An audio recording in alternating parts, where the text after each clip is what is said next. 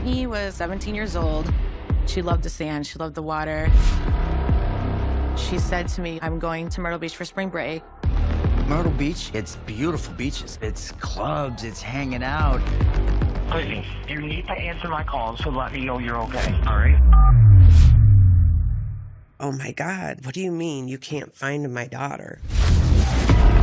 Her phone was moving faster and going south. At 8:48 p.m., surveillance cameras capture her leaving the hotel. And then suddenly all communication stopped. We need everyone's help to bring her home to us. You've got helicopters flying, people running ATVs, horseback. You're not gonna leave here until I have my daughter. I can't. There were thousands of tips. She said, that girl. And I said, what girl? We think she was held here against her will. The FBI, they had a hell of a story. They're describing what just happened to my best friend. It's awful. Somehow that got leaked to the media. People ran with it, they went nuts. You know anything about the missing teenager? Don't let me call the police in a second. You better split. I don't know who it was that night. We kept hitting wall after wall after wall. What came next, everyone was unprepared for. It's like when my heart just dropped.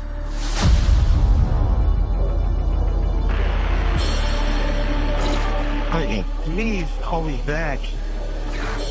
Please call me back.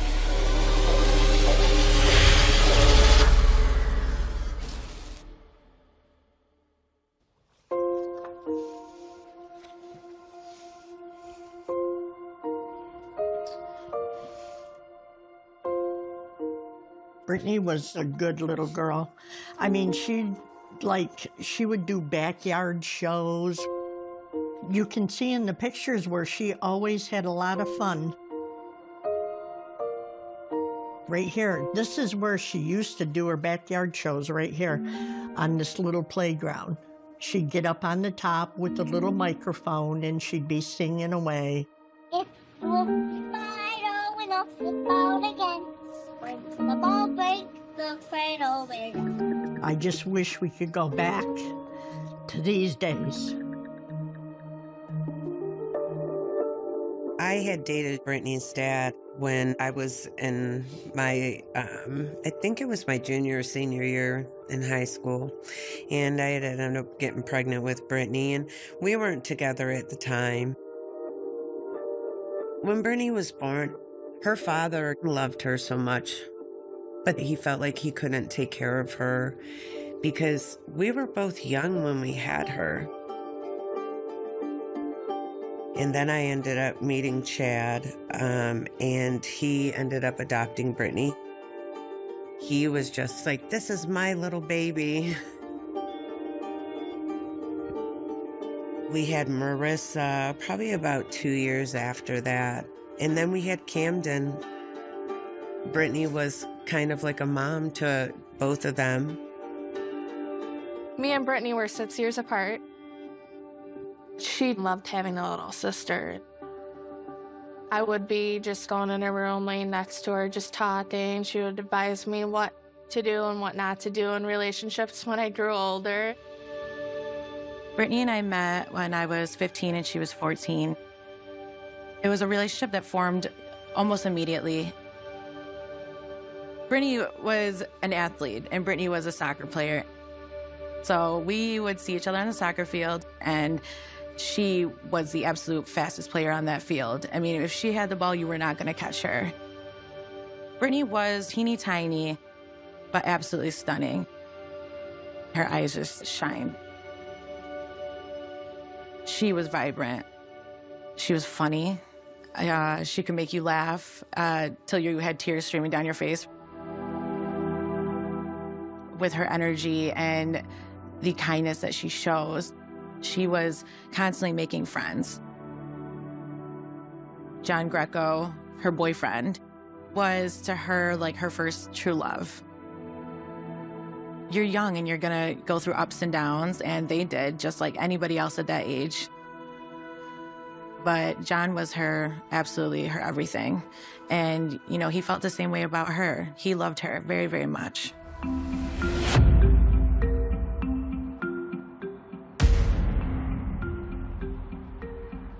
At the end of March of 2009, Brittany started asking if she could go to Myrtle Beach with her friends.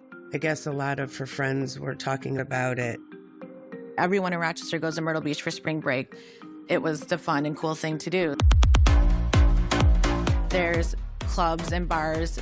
There's sand and sun. It's more lenient. So they know they can get into the clubs. They know they can probably get drinks and not be ID'd at the door. I never did anything like that when I was younger. I said, Brittany, you're not going to Myrtle Beach. I said, you need to catch up on school. And she said, but I really want to go. I said, Brittany, you're not going. I said, there's no parental supervision and something's going to happen to you. You know, I would watch these things on TV about spring break and the stuff that happens. Spring break is already in full swing, and so are the underage drinking arrests.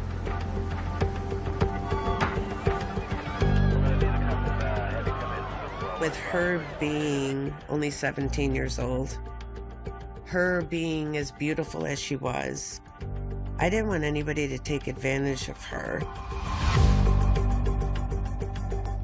She was so angry with me. And I mean, she called me every name in the book and she was just really upset.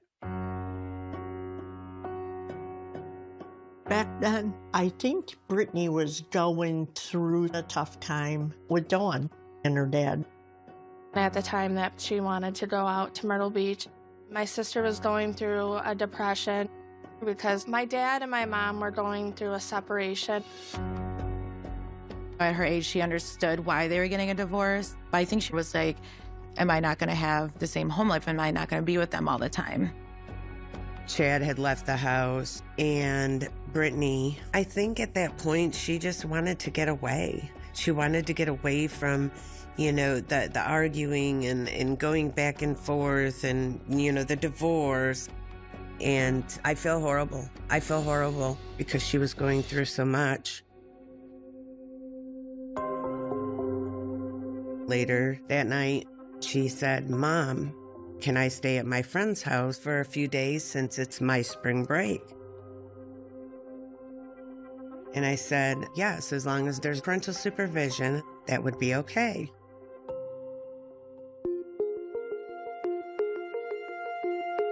A few days later, me and my mom were at a mall picking out soccer stuff because me and my sister both played soccer at the time.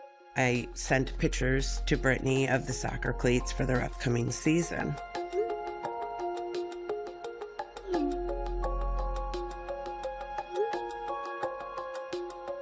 And I said, well, what are you doing later? And she said, we're going to hang out here and then watch a movie. And then she said, like, I'll see you tomorrow, Mom. I love you. That night, I was getting the kids' pajamas on, and my phone rang. It was John Greco. He said, Brittany's in Myrtle Beach and they can't find her. What do you mean you can't find my daughter? I was like, oh my God. John and I knew that Brittany was in Myrtle Beach. She had gone down there with these girls that were older than her. They were people that she knew from just going out and through mutual friends. She had invited me to go with her. I was working full-time and I couldn't go. She asked John, but John was working full-time as well. And he told her, he was like, go have a good time for me. It was between 9:30 and 10 o'clock. John called me absolutely frantic that he can't get a hold of Brittany.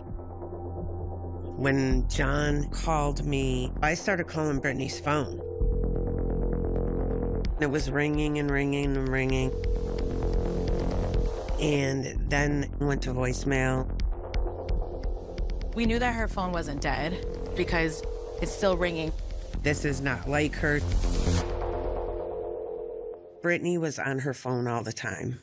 Brittany would text, that's all she did, 24 hours a day.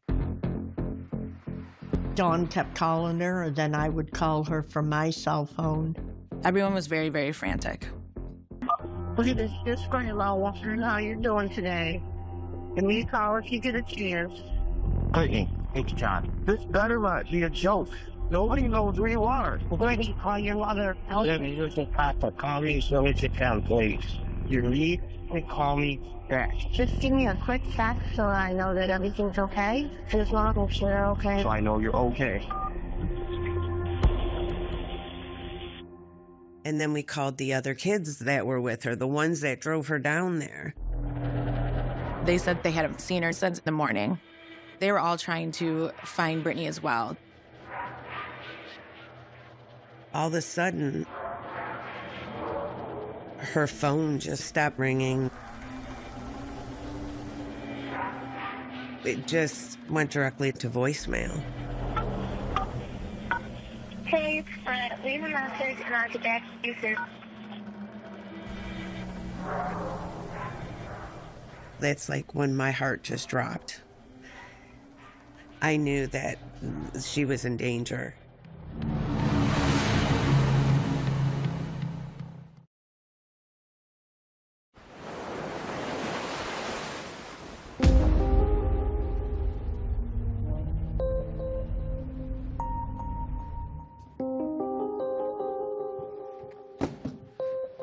My name is Steph Watts. I'm an investigative journalist, and I covered the Brittany Drexel case. When people think of Myrtle Beach, it's a destination area.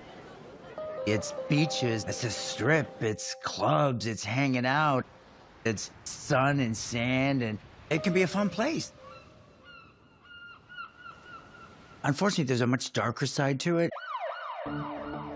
Right now, the police department is working with multiple agencies to help keep crime at bay. When you have a place like Myrtle Beach where people are going to party, that can open up a window to a much darker world.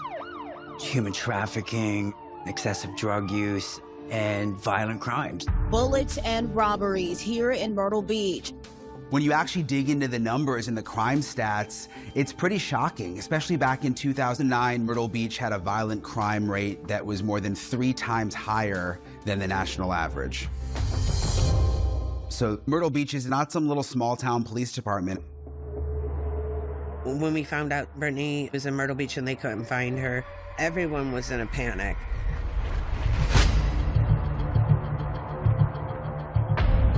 We called the Myrtle Beach Police Department to report her missing. And they said normally when kids go missing there, they're with somebody on the beach or they met up with somebody. And we had to convince them, like, no, this is not like Brittany. She's not answering her phone. So they took the missing persons report, but it listed her as an endangered runaway. And when he told me that, I was really pissed. I was mad because I know Brittany. She wouldn't run away.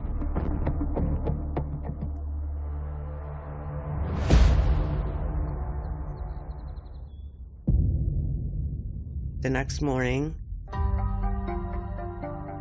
I thought, you know what? I'm going to go to Myrtle Beach. I mean, I had to find Brittany. When Dawn had called me and I said, okay, yep, I'll come with you. So we packed up. I drove all the way to Myrtle Beach. It was John, her boyfriend, myself, and Brittany's grandparents and Brittany's mother, Dawn. We're just gonna go get Brittany and bring her home. On April 26, 2009, I was at my desk and I had one of the detectives come in with a patrol officer that had taken a report of a missing person. Missing persons reports, generally they're resolved within 24 hours. But in this case, the detective saw that there was a lot of red flags. We found out that Brittany Drexel was an athlete. She didn't drink, didn't do drugs, and didn't have a history of being a party girl. Also, she had been in constant communication and abruptly stopped, and no one had been able to reach her. One of the first things we did in the investigation is go to her hotel where she was staying.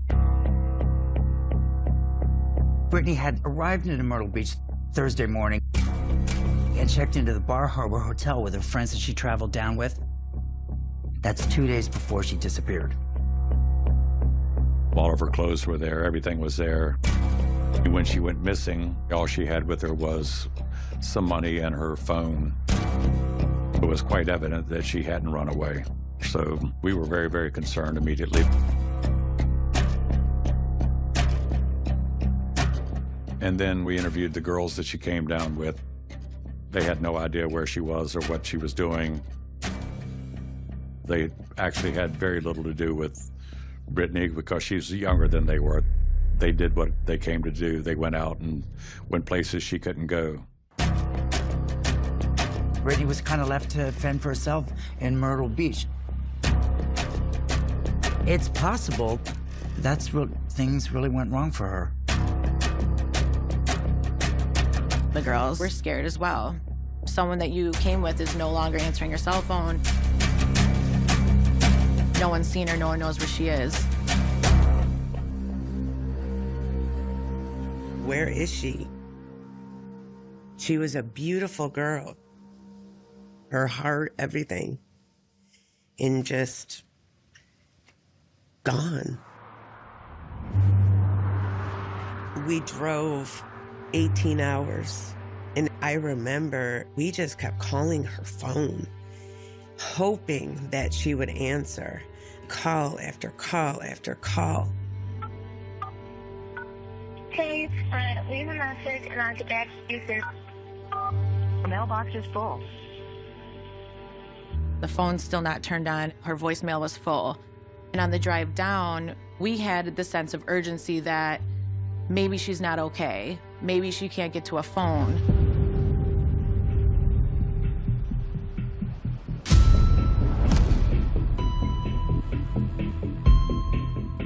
The next day, as soon as we stepped outside of that vehicle in Myrtle Beach, it was boots on the ground for all of us.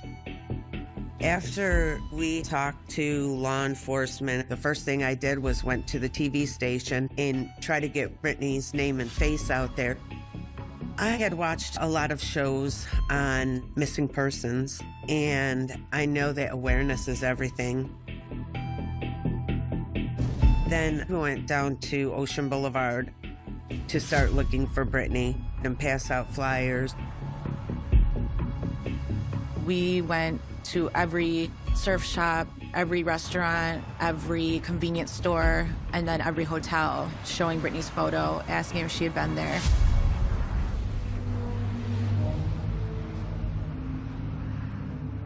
And once it got dark that night, Brittany's boyfriend, John, he was like, I'm staying out here. I'm not done looking for her. That very night, a local news station airs a story on the disappearance of Brittany. Someone could have taken her. She could be laying dead somewhere. It's tearing me up inside. I was very, very, very upset. Within just hours of the first story airing, multiple people reported seeing someone who looked like Brittany Drexel on a bus in Myrtle Beach. It gave us hope. We're like, okay, she is here.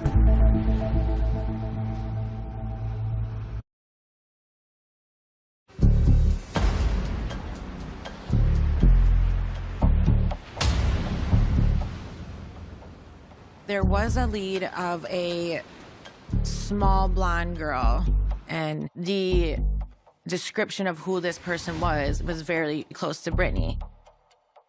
And we had heard it multiple times that she was seen at a bus stop. We went up and down that boulevard over and over and over again, thinking that we were just a step behind her. And we were able to track down the girl, but it was not Brittany.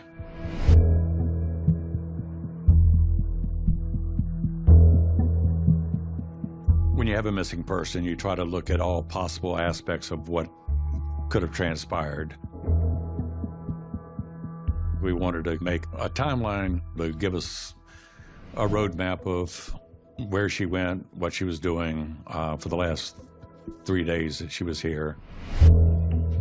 One of the first things we did was get Brittany's phone records, and they had told everything that she was doing.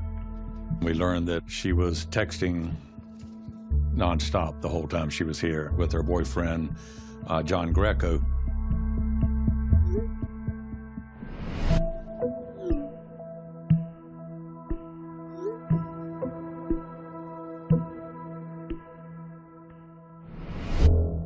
The day after Brittany arrived, she connected with a whole bunch of other kids from Rochester that were down there.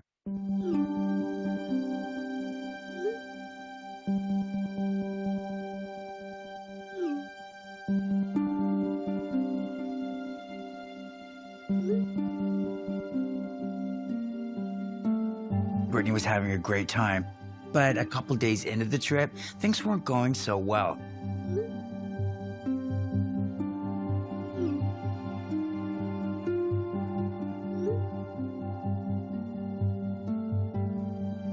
Brittany went to Myrtle Beach to get away from Rochester, but it was not what she expected. I think that Brittany kind of felt alone. Friday evening, we found out that Brittany had been walking on the boulevard by herself.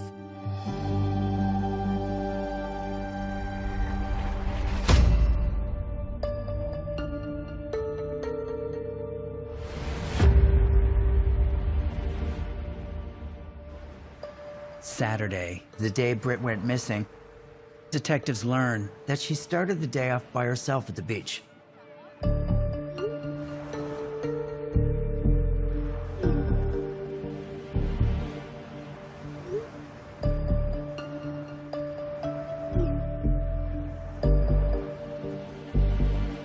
At some point, Brittany ran across Peter Brozowitz, who was the boy that she knew. Peter was a popular and well-known club promoter back in Rochester. He's down in Myrtle Beach as well with a group of friends. She would go to events that he would throw. Brittany apparently spent some time with him on the beach. Him and Brittany had been close friends, which is why I think Brittany felt so comfortable hanging out with him at the beach. That evening, Brittany receives a text from Peter.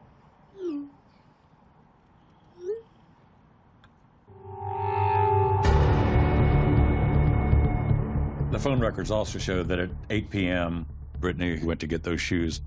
Brittany leaves her hotel, the Bar Harbor Hotel, to head south down Ocean Boulevard to Peter's hotel, the Blue Water. That walk's about 1.5 miles. One of the first things that we did when we found out where Brittany was going, we checked all the cameras along Ocean Boulevard. We actually were able to get one video of her walking south,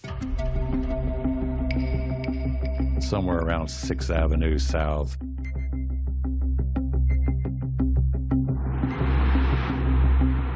While she's heading to Peter's hotel, she gets a text message from one of the friends she's traveled down with.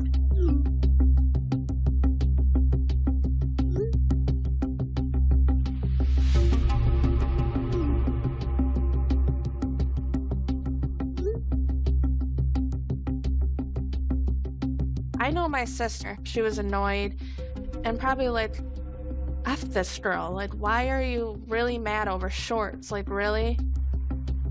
After walking a little more than half an hour, Brittany arrives at Peter's hotel at 8:33 p.m.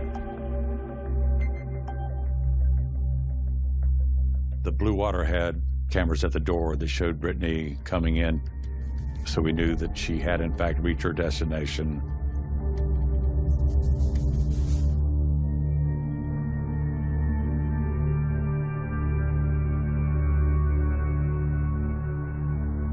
At 8:48 p.m., surveillance cameras capture her leaving.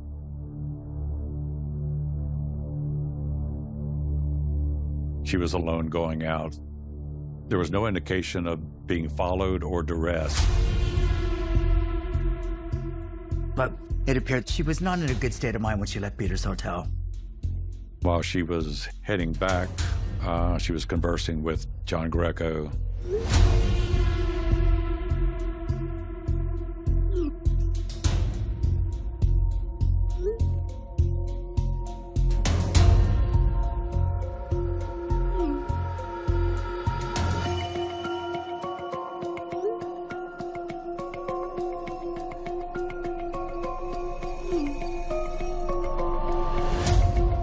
And then suddenly all communication stopped.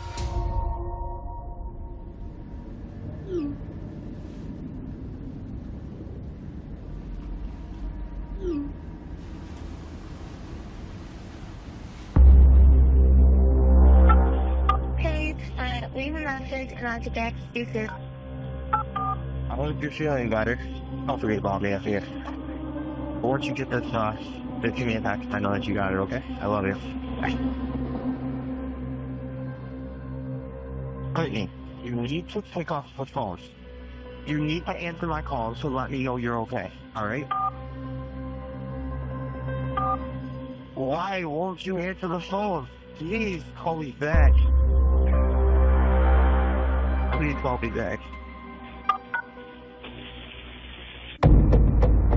She never did reach the camera at 6th Avenue that recorded her earlier. So we knew that whatever happened to Brittany took place between the Blue Water Resort and 6th Avenue. Detectives eventually tracked down Peter. He said, yes, Brittany was at the hotel and she took her flip-flops and left. That's the last time he saw Brittany, and he has no idea what happened to her. Everything we found out was he had nothing to do with this.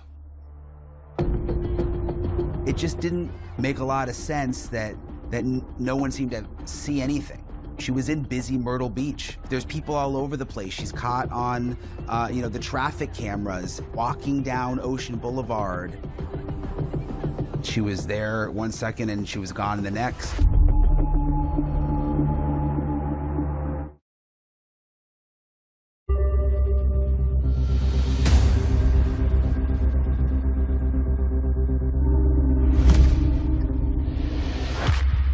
In the last 24 hours, there have been no more reported sightings of 17-year-old Brittany Drexel, who went missing here in Myrtle Beach. But we're going to continue looking for her. We're one step behind her. People keep saying that they've seen her somewhere. But every time we'd follow up on one of those leads, we would hit another wall. And then we kept hitting wall after wall after wall.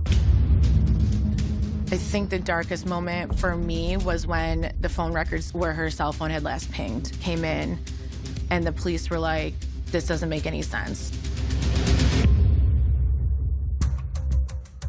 One of the detectives suggested that we get a tower dump. And that just means the cell phone pings of Brittany Drexel's phone. It was quite evident that she left the Blue Water Resort.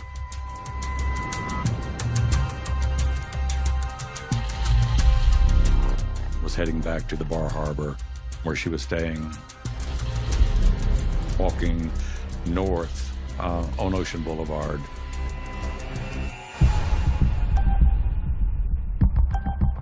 And then suddenly her phone started moving faster and going south on Highway 17. Every tower that she would pass would ping. And by the rate of travel, she was obviously in a vehicle of some kind. She went south from Myrtle Beach and through Georgetown, and then south of Georgetown toward the North Santee River. The last ping was in the area called the Pole Yard.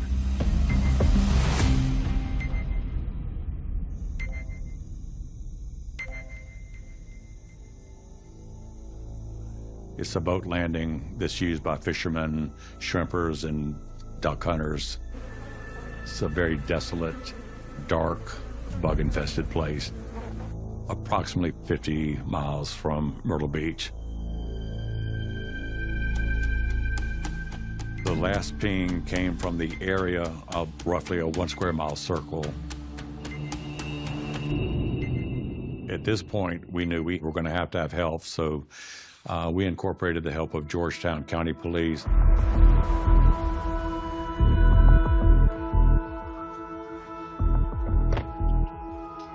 My name is Hank Carrison. I'm a senior investigator at the Georgetown County Sheriff's Office. Santee River Delta area is a remote area. It's kind of dangerous. There's wildlife out there. There's alligators. There's feral hogs. The last time I was out there was a rattlesnake as big as my thigh. 17-year-old teenage girl from New York. She would have had no reason to go out there. It was immediately apparent. There was some kind of malicious act you were dealing with at that point in time.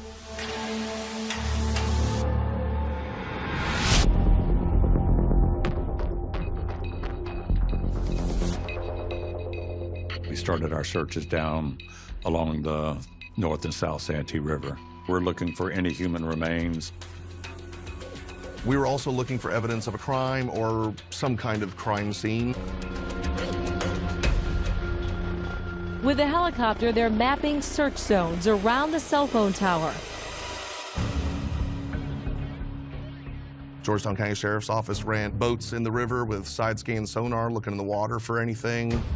There was ground-penetrating radar, to see if there were any shallow or clandestine graves that were dug in the area. We were brought to the area where they were searching. It's just all woods, like going all the way there, and then you have the water, and then you keep going further, and there's more woods. I'm not gonna leave here until I have my daughter. I can't. Even though I have 2 small children at home, I can't. They searched from sunup to sundown. You've got helicopters flying. You've got people running ATVs, horseback. The Q Center for Missing Persons did multiple searches on Brittany in a lot of different areas. It just everybody out there searching for your child.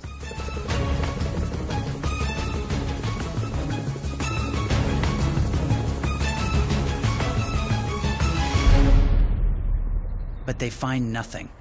No traces of Brittany, no sign of a crime, no cell phone, no articles of clothing, nothing.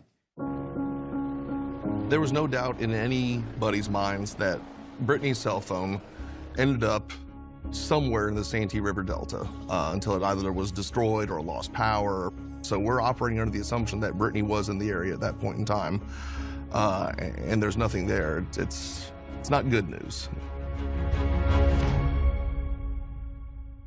But I just had to keep going. As much as I could get her out on the media and as much as I could tell her story. Now we turn to the frantic search for a missing New York teen. The last time anyone heard from Brittany Drexel was on Saturday night. This became a national story, a big national story. This case just checked all the boxes that the traditional media likes in a missing persons case. I mean, you've got a pretty young girl, blonde hair, blue eyes. 17-year-old Brittany Drexel left Rochester, New York for a spring break trip to Myrtle Beach, South Carolina. Her whereabouts since are unknown. We're still remaining hopeful that, she'll return home or we'll get a break in the case.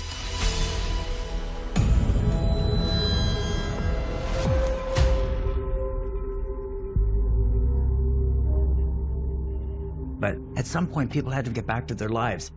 John and Tara, exhausted, sad, and frustrated, returned home to Rochester.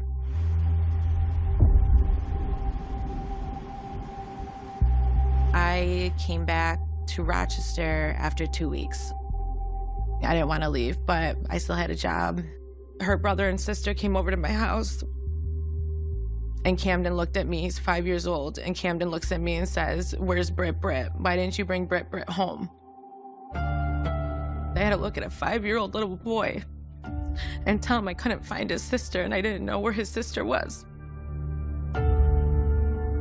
First time I was down in Myrtle Beach, I stayed there for a total of 2 months. I did go home just for a couple days and then flew back to Myrtle Beach to continue to search for Brittany. And then the days went into weeks, and then the weeks went into months. As the time passes, you lose hope. You lose a lot of hope, that your child's not just never going to be found.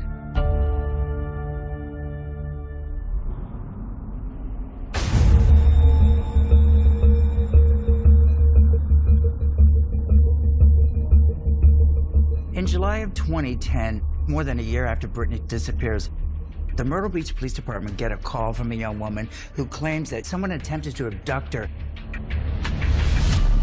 in the same area that Brittany Drexel disappeared. She was walking down Ocean Boulevard, and a van pulled up, and 3 men attempted to abduct her. The young woman says she managed to fight them off, but was able to describe the van and what the men looked like. Everyone's like, these are probably the same guys that took Brittany Drexel.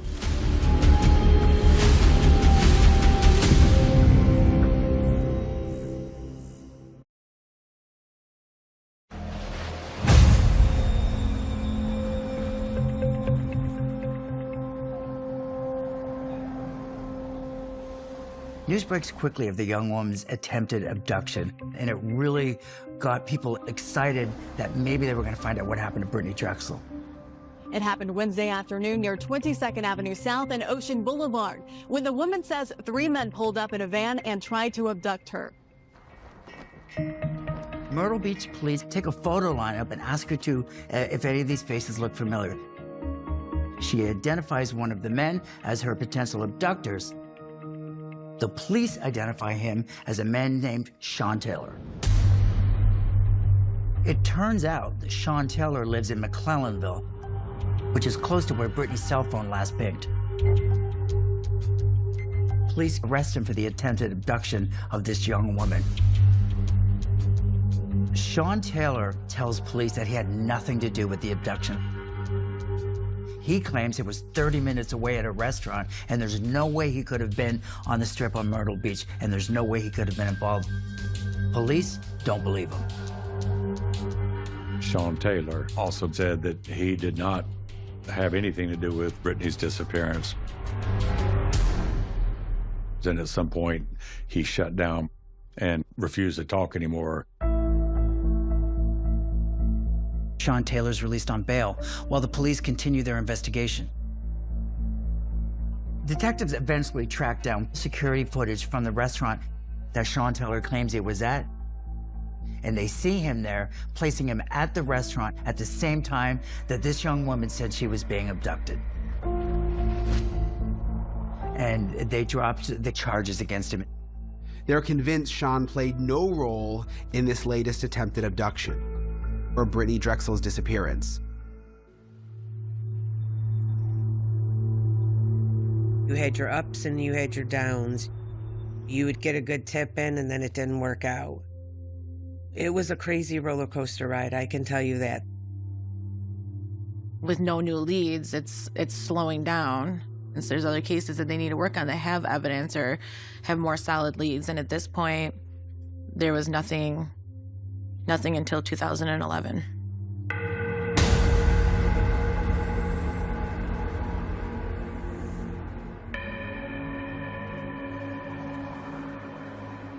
In January of 2011, investigators get a phone call from a woman who says that her own father may have been involved in the disappearance of Brittany Drexel. Her father's name was Raymond Moody. Ray Moody was as bad as it gets in South Carolina. He was a level 3 or a tier 3 sex offender, which is the worst of the worst. Ray Moody is the boogeyman. He is the kind of predator that every parent is the most scared of. He did some terrible things out in California.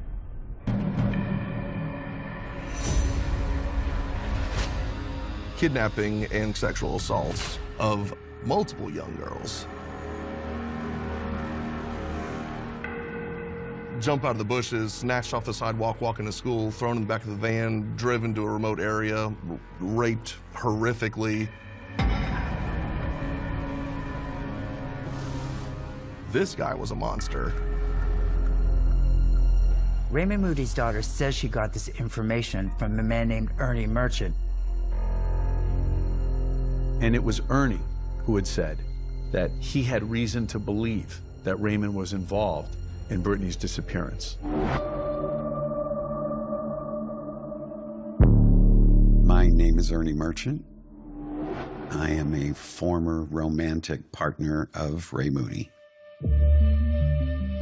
When I was visited by law enforcement, Ray and I were not together. I hadn't seen him in maybe a year. I said, is this about the Ray Moody situation? And they said, yes, it was. Can you come down to the sheriff's department? I wanted to be very cooperative and as transparent as I could be. So I told them my story with Ray Moody. It was about 1998, a period of my life where I succumbed to methamphetamine addiction, which ultimately led me to prison, which is where I met Ray Moody. We talked, we told each other our life stories. We spent a lot of time together. He took care of me in that prison. He kept me safe. He told me that he loved me, and I found myself falling in love with him. When I was getting ready to be released, he said, I need to tell you the truth about why I'm here. I was absolutely rocked, sickened, and just completely confused. He said, I'm not that person anymore. I would never hurt anyone again. When I left the facility, Ray and I continued to communicate and to make plans to be together in the outside world. Ray was a native of Georgetown, South Carolina, and in 2005, moved back to the area after 20 plus years in prison. And I decided to move here to be with him. We found a job in a local cabinet making shop. And we just lived a very quiet life of domesticity. It wasn't until later on that I discovered that Ray was having an affair. Her name was Angel Voss. He said, I just wanted to do something different. I just want to go have some fun. And I just said, that's it. You know, this is over. He moved out of the house and moved in with Angel. But Ray was still around. He had the garage set up as a wood shop. So occasionally he would still be working in there. He would come and go. During this period, I heard about a young girl that had disappeared in Myrtle Beach. You know, there were billboards. Everybody in town knew about this. One day, he was working at my house, and his girlfriend, Angel, called. She was obviously very inebriated and hysterical. She did not want Ray at my house. She wanted him to leave immediately. I felt that she was threatening him. And she said, I know things. I will send us both to prison before I will let him go. And I'm like, what are you talking about? And she said, that girl. And I said, what girl?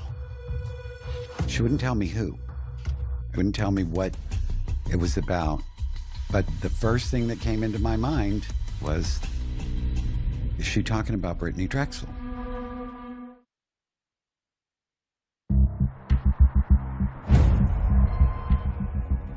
In 2011, Ernie Merchant tells investigators that during a phone call, Ray Moody's current girlfriend hinted at Ray's involvement in Brittany Drexel's disappearance. And now Ray Moody is a possible suspect in Brittany's case. And I told them, I confronted Ray. I said, your girlfriend is on the phone and she is talking crazy. And he was, you know, trying to convince me that it was nothing, that it was not important. She's just drinking, she's upset. I said, did you have anything to do with that girl that disappeared in Myrtle Beach? He told me, of course I didn't. I would never do something like that. I told you I would never hurt anybody. And I accepted it. I didn't have any reason not to. And the police asked me if I would be willing to wear a wire to get him to say something to expose himself. And I told them that I did not feel comfortable with that. If you really believe that he murdered this girl, then what's to stop him from murdering me if he thinks that I'm a threat to him? The detectives then determined that the best probable course of action would be to take a run at Moody's girlfriend, Angel Voss. So Mike Hull from the city of Myrtle Beach and Phil Hanna from Georgetown County Sheriff's Office brought her in to the sheriff's office for an interview. Angel. She comes in, everything's polite, convivial. You date Raymond Moody, correct? Yes. All right. Well, let me tell you stuff about Raymond you may or may not know. In the early 80s, he was arrested. I think she was aware of the rapes, but I don't think she knew the specifics behind them. And he never said anything to me about children. I thought they were all over teenage girls. And she at least appeared to be very surprised that the children, the victims, were that young. We want to talk to you about all this stuff. One thing in particular is this, the Brittany Drexel. She was missing April 25th, 2009. Okay. I mean, I be honest, I can't tell you where I was 2 weeks ago or really where he was. Do you remember calling Raymond's phone? He was at Ernie's house, and Ernie picked up. I'm sure that's probably happened a bunch of times. To be honest, because he's been so back and forth between me and Ernie. So I'll tell you that you made the comment that Raymond had told you something about being responsible for the disappearance of that young girl. Would I remember saying it? No. In the interview, Angel's kind of smirking. She's denying she knows what these detectives are talking about, but her demeanor says otherwise. I think you know some of the things you've done, okay? I don't know. Well, just let me finish. But I know what it said. Let me finish so far. I think you do. Okay. So I'm asking, I'm begging, please just be totally honest, okay? You didn't tell me, but I don't know what I can do. Tell me I about don't know anything. You made a phone call, okay? You're out there going to prison based off what you know. Do you think you could be responsible for Brittany Drexel's disappearance? I think you could be responsible for anybody's disappearance. Just the dreams he says he has, like snatching girls off the street and raping them and then taking them somewhere and dumping them. What did he say he would do with them? Well, he's gonna rape them for hours, and then he's gonna get rid of them. But they can't tell on him. You got a great white shark in the neighborhood, and there's a shark attack. And you know that that shark has bloodlust because he's telling his girlfriend.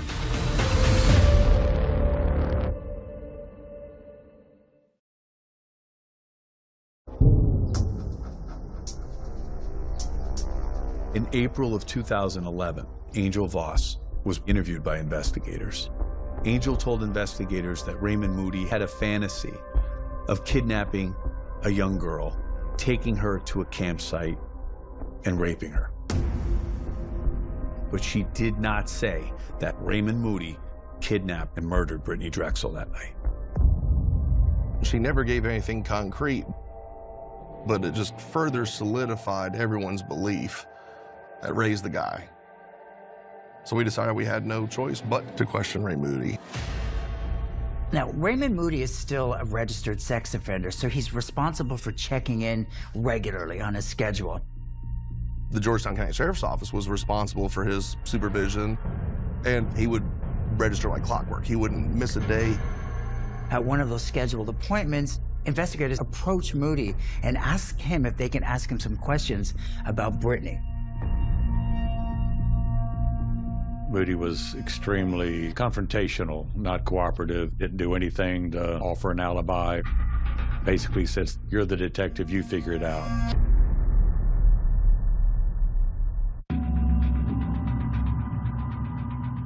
Investigators uncover that in 2009, when Brittany disappeared, Raymond Moody was living at a place called the Sunset Lodge, Royal City Hotel, outside of Myrtle Beach, and not that far from where Brittany's cell phone last pinged. 2 years after Brittany's disappearance, investigators traveled to the Sunset Lodge armed with a search warrant. The fact that this search occurred 2 years after Brittany's disappearance certainly complicates things, but it's not impossible to find blood, DNA type evidence in those situations. They cut out pieces of carpet. They cut out pieces of the floor. This is a meticulous search for any piece of evidence that could have put Brittany Drexel in that room. Myrtle Beach Police and the Georgetown County Sheriff's Office pulled boxes and bags full of something from the room. Meanwhile, the media kept their eyes on Raymond Moody for what happened to Brittany Drexel. I was watching the news in my dad's living room, and they show Raymond Moody on TV. Do you know anything about the missing teenager? No, I do not. Can you tell us where you were back in April of '09? Goodbye. Ray, can we talk to you for a minute, real quick? You know what? We're going to call the police in a second. You better split. Can you tell us where Goodbye. you were in April? I got nothing to say to you. You understand that? I have a feeling that is the guy. He just looks sickening to me. We had this person, we had all this evidence taken out in boxes from the Sunset Lodge. But the search of the Sunset Lodge turned up nothing. Investigators struck out. They hit a wall when it came to Raymond Moody. I wish we had had more going, but we were dead in the water. We had nothing on Moody. If it was Raymond Moody, the police would have had him.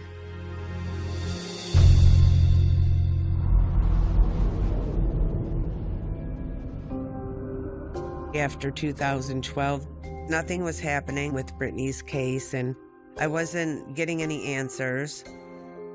I felt alone in doing this because it was just me. I felt like I was the only one fighting for her. And then I met Kim. I remember when Brittany went missing in April 2009. She stole my heart. Brittany stole my heart. When Dawn called me, I immediately went to Rochester, spent a week with her. Dawn said, "Kim," she said, "I don't think we're ever going to find her." She actually had gotten to that place where it's just not ever going to happen. There was not a ton of communication with law enforcement, and I felt like, this is my child. I need to know what is going on. She was still being told that it was an active case, but she got no answers. And then in 2016, Dawn got a call from the FBI. They wanted me to come in for a meeting, and they wanted to have that meeting before it got out in the media. So we went to Myrtle Beach. They brought me in, and we sat around this conference room, and they proceeded to tell me what they thought happened to Brittany.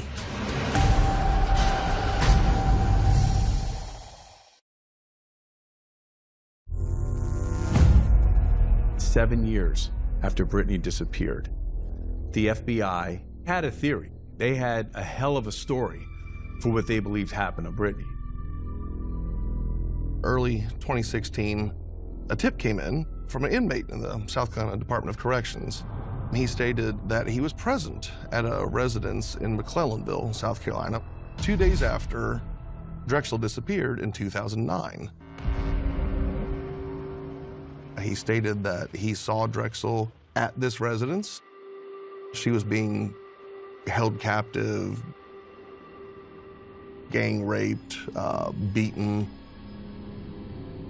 and that at some point while he was there, she managed to escape. And the inmate heard some gunshots. And then he saw some individuals carrying what appeared to be a wrapped up body. And then that was disposed of in an alligator pit somewhere in the South Santee region. The whole time we were in this meeting, I was in tears. I couldn't talk. Those images in your mind of what they said happened to her, it was just horrible.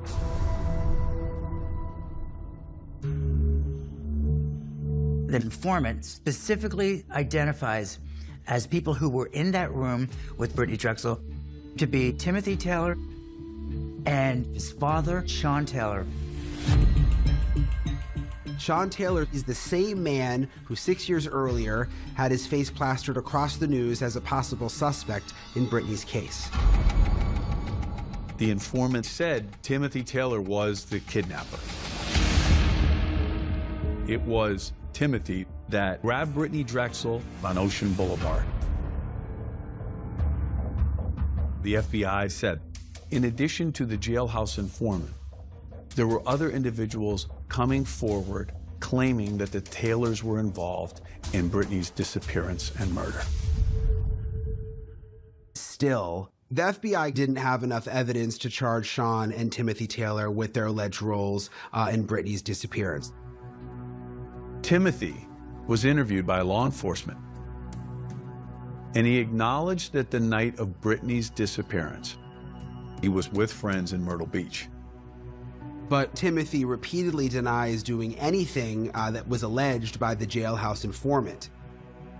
The FBI and members of the investigation held a press conference to say that the public needed to participate and assist them. What we've come to discover through the course of the investigation now is that Brittany Drexel did leave the Myrtle Beach area. We believe she traveled to this area around McClellanville. We believe she was killed after that. Basically, they wanted people to come forward to verify the story. And that's what they had me do within that press conference. We need your help so we can find Brittany's remains and bring her home to lay her to rest. And make sure that monsters like this can no longer victimize this community or kill anyone else's child. We need your help. We need everyone's help to bring something from her home to us. We need your help.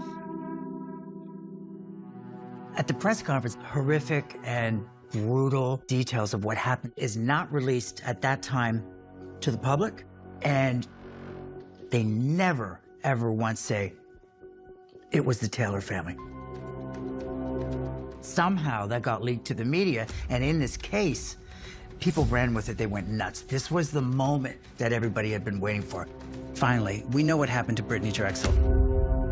We are learning more tonight about what may have happened to Brittany Drexel. An FBI agent testified that witnesses have come forward saying Timothy Taylor was involved in Drexel's disappearance. Drexel was allegedly sexually assaulted, killed, and then later fed to alligators.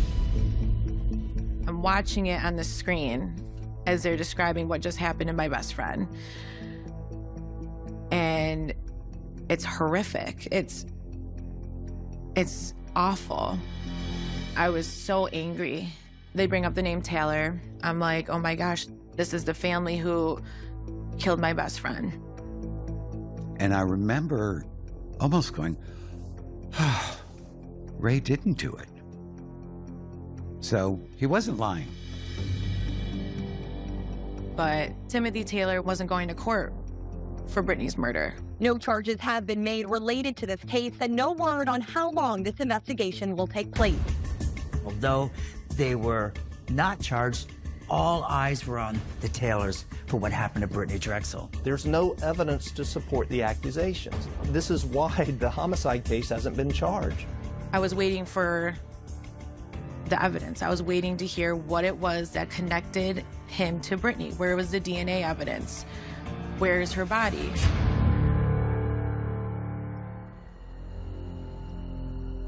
Just a few months after the press conference, all of a sudden, out of the blue, a search was done by the FBI in Georgetown.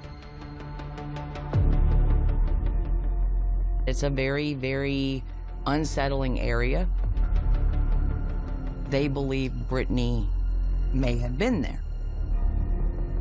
There was a stash house back there. An excavator, K-9 units, and the FBI all on scene.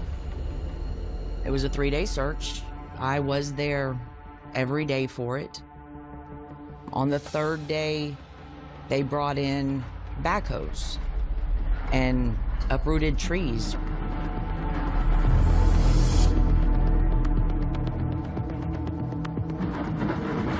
But nothing was found there.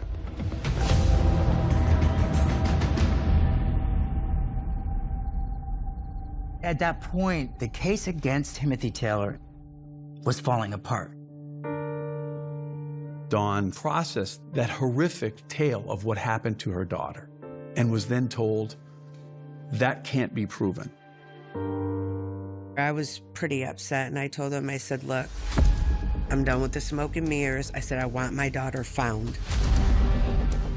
But the investigators at that time believed the Taylors were responsible. This went on for years.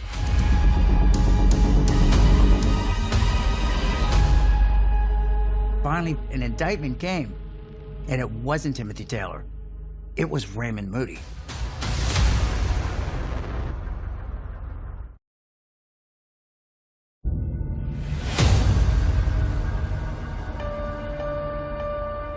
Federal investigators had done everything in their power to corroborate the allegation that Sean and Timothy Taylor had murdered Brittany Drexel. By 2019, the lead was shaping up to be just another dead end. A new team of FBI agents took over the investigation into the disappearance of Brittany Drexel. They re-examined all of the evidence and the interviews that had been compiled to date. I was brought in on the investigation and the evidence that they had obtained thus far. Take the evidence that we have, can we do anything with it now that we couldn't do back then? Can we re-interview witnesses? Can anything be enhanced? These investigators meticulously examined the video evidence of the vehicles that were traveling on Ocean Boulevard the night Brittany disappeared. At some point, they learned there was a Ford Explorer Raymond Moody was driving around that time. The Ford Explorer had been registered to Angel Voss's brother. Investigators were looking for that vehicle, and they found it. They know that Brittany's last text message was sent at 8:58 p.m.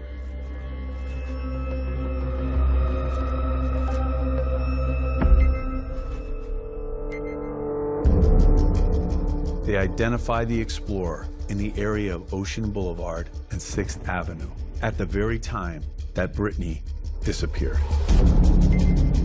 You can see the car was occupied by 2 individuals. You can't quite make out who they are through the windshield, but there's no doubt in my mind that was them, Ray and Angel, and they're a block away from Brittany Drexel.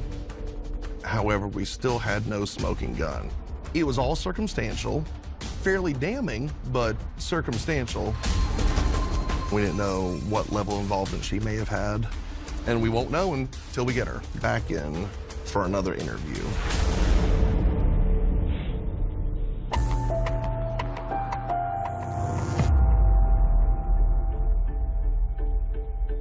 I wanted to kind of go back to the beginning on this thing and just talk to everybody who's been interviewed before. The Angel Voss that was interviewed in 2022 was a different person than investigators originally interviewed in 2011. Gone was the mentioning of how violent Ray had been. She was almost speaking in defense of him. Because he was 20 years old, you know, when we went, when we went to prison. You know, it comes out he's an older man. Right. You know, it's just the people change. That's why I never felt, you know, like I really had anything to worry about. She may have assumed that they were there to discuss Ray's involvement, that they wanted her to turn cooperative and become a witness against him, and she didn't want to hear it. Because if you're trying to accuse him of anything, then I'm not going to be involved in it. Because I say he didn't, okay? I say he did not. I'm not accusing him. I'm not, yeah, you are. That's what that was. I'm straightforward too. We just talking. No, I'm straightforward too. I don't think he did. Angel started getting pretty upset, and I'm not going to let you, you know, say Ray did this. That's the truth, then. I don't know the whole truth. I don't know who it was that night. At that point, the investigators made it clear to Angel that they were now focusing not only on Raymond Moody, but on her. We have some information that tells us just a little bit more than kind of what you're telling us. Okay. And so that's why we're here. We want you to be as truthful with us as you can. Okay. Please. Yeah. Did you have any involvement in picking up Brittany Drexel? Hell no. Mostly did not. You were never in a vehicle with us? No, never a vehicle with me. No, period. Okay. No. You're absolutely positively positive. We just want the truth. Right. I know. Like, and whatever it is, we think you might know. Right. At the end of the day, we're looking for Brittany. Thank you. The sports matters, right? She hadn't provided anything super useful, but ensured us that she was going to continue to be cooperative. She would field our phone calls and answer our texts, you know, when we call, when we text. She wouldn't tell Ray anything. She'll be out there. But Angel ghosted them. Angel never returned, and Angel did not participate in the investigation.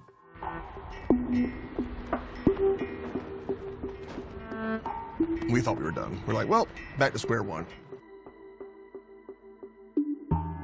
But maybe they sensed that the walls were closing in, because what came next was everyone was unprepared for. We get a phone call from the solicitor for the 15th Judicial Circuit of South Carolina. He says, hey guys, Ray Moody's gonna come in and give you a confession. And not only that, he's going to take you to the body. We are floored at that point. He showed up at a local attorney's office for our debrief, our very preliminary, interview. Minimal facts, but just enough to establish where we are, what we got, where we're going. I take him into custody right then and there on the spot for obstruction of justice. The next day, we all sat down at a very nice conference table.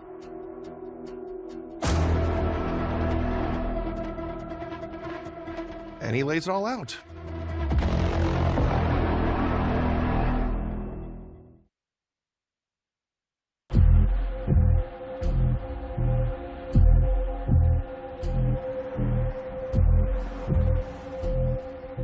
In April of 2022, the FBI had called me and they had told me, we're getting to the end of this. We're getting close.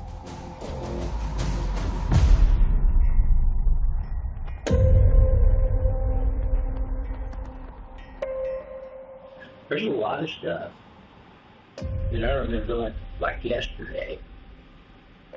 When I was going down Ocean Boulevard, Brittany's walking on the sidewalk, and she had a pair of black flip-flops on her feet and a pair of red ones in her hand. Angel was with you in the car? She was sitting in the passenger seat. Raymond Moody claims that he was present in Myrtle Beach that night. He and Angel had been smoking marijuana and saw Brittany Drexel walking alone on the sidewalk. She looked over, and I looked at her, and I was smoking pot. She started laughing. She said, "That smells pretty good. Do you like some?" So, yeah.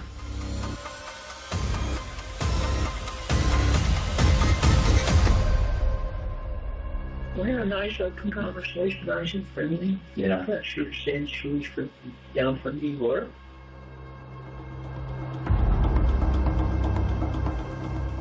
He and Angel then drove Brittany down to a campsite in Pole Yard Landing, South Santee of Georgetown County.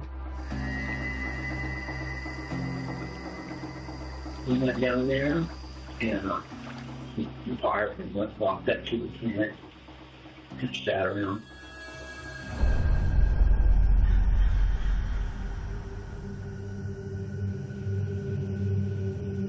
I said, well, we'd like to get some coke or something like that. We can get that, put it back in the apartment, but I didn't have the damn apartment keys because her son had a truck. And on the truck keys was the keys to the apartment. Okay. So I just volunteered to go get the keys from her son. And then shortly after that, that's when I made a bad decision. I was by myself with her.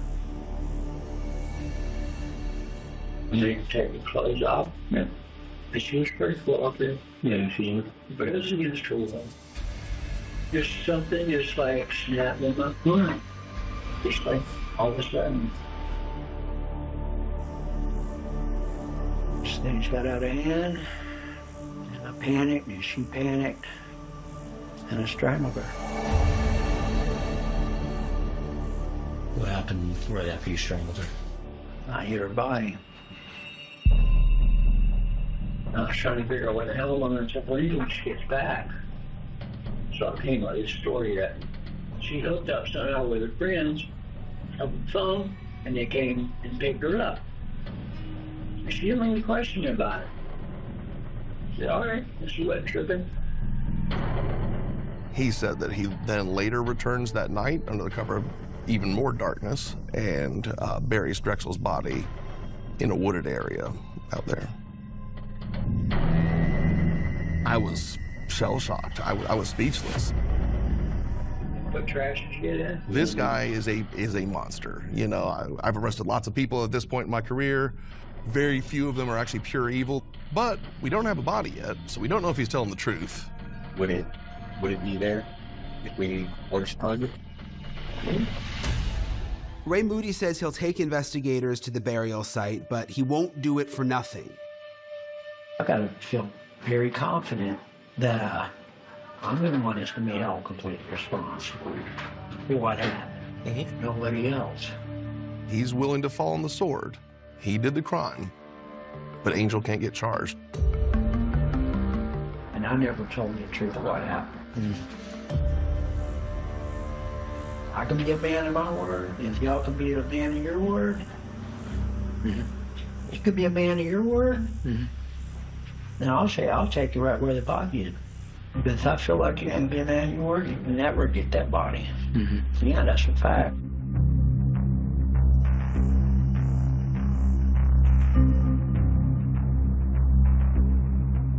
I was with Dawn at the time that the FBI contacted her and told her that they may be able to recover Brittany. We knew nothing about Raymond Moody or an arrest being made. They were going to be going out to an area to look for Brittany, to search for her. They didn't tell me the location or anything. So we get in the car. We drive into Georgetown until we got to just past his old apartment at the Sunset Lodge. He took us to a wooded lot. I asked him, does any of this look familiar? This is it right here. This is where I buried her.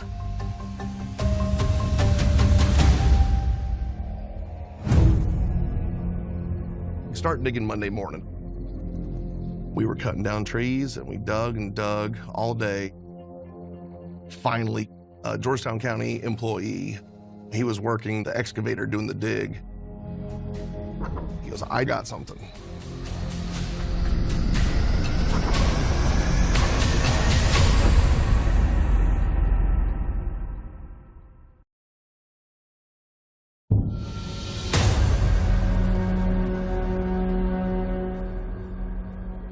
FBI agent Mike Connolly called me and said that they found human remains and they had believed that they were Brittany's.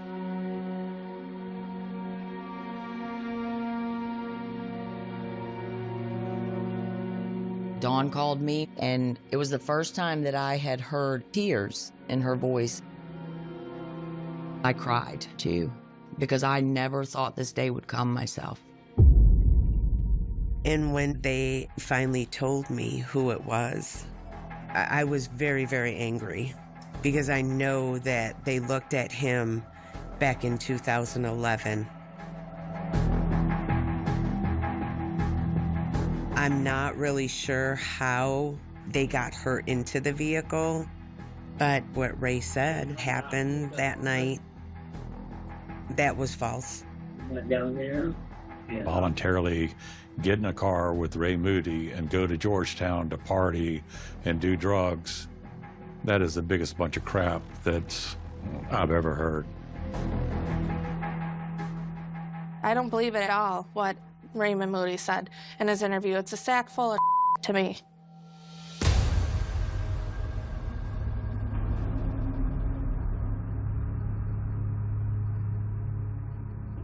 I don't think Brittany would have gotten in the car if Angel wasn't there.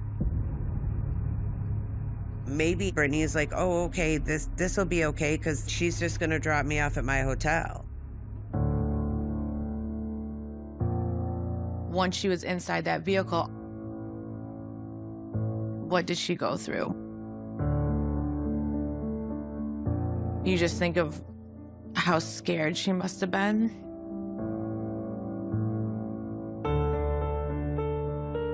And how much innocence that she lost.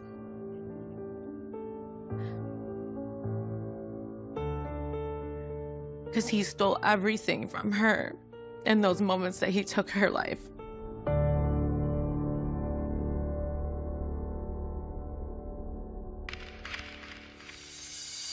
The Georgetown County Sheriff's Office charges against Mr. Raymond Moody are murder, kidnapping, criminal sexual conduct in the first degree. After the press conference, the FBI released a statement saying that there is no connection to Brittany Drexel with the Taylors. I feel terrible what the Taylor family have gone through. The Taylors were public enemy #1 for years. They were threatened. They were harassed. Timothy Taylor never did anything to my daughter. The latest developments in the case of Brittany Drexel confirm what we knew from day one. The truth that my son Timothy was suspected without any creditable evidence of a crime he did not commit. I know that he has 1 or 2 children. He couldn't get a job. Sean Taylor couldn't find work either. So they were at risk of losing everything. Our family stood by him and consistently spoke out against the false accusations that too often are directed at people who look like us. An age-old story in America. Our justice system is so broken.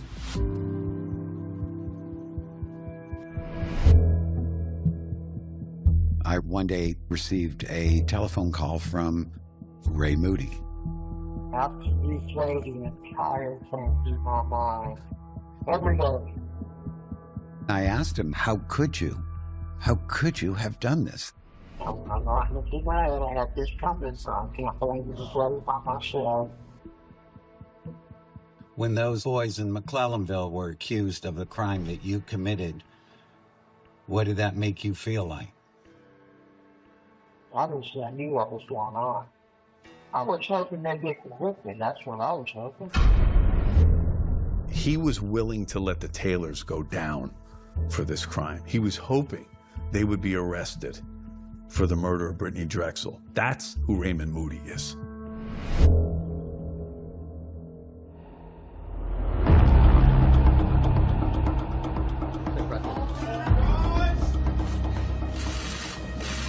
Thank you. You can be seated. I was in the courtroom with Dawn the first time she laid eyes on Raymond Moody. But, Your Honor, he is pleading to murder, kidnapping, and rape, CSC first, and the state is recommending life in prison without possibility of parole. It was a monster. And I took Brittany Drexel's life.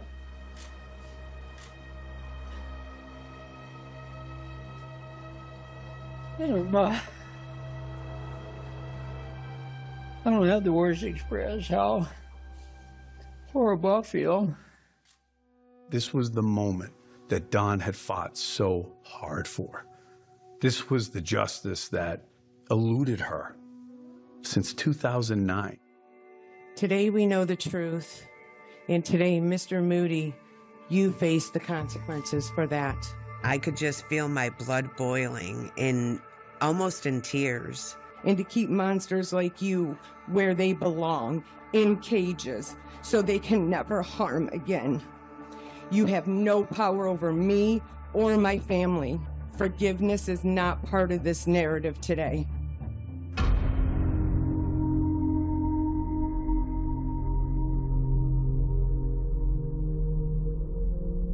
The Drexel family wanted to see the incident location where it happened.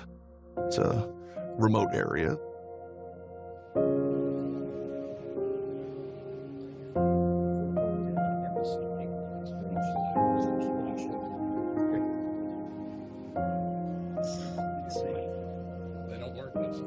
She was face down, and that really bothered me. He just dumped her in there. It's sad that somebody would take her life. If we'll fight enough, we'll fight again. Brittany wasn't just a victim. Brittany was so much more, and she would have been so much more had she given the opportunity to live her full life. She was a great person, and she was a great sister, and she'll forever be remembered in our eyes just like that. I just love and miss her so much. I would give anything to have Brittany back with us, but we have a lot of great memories of Brittany. I have my necklace here that has her ashes in it, and it says my sister's keeper on the back. And it makes me feel like she's always with me.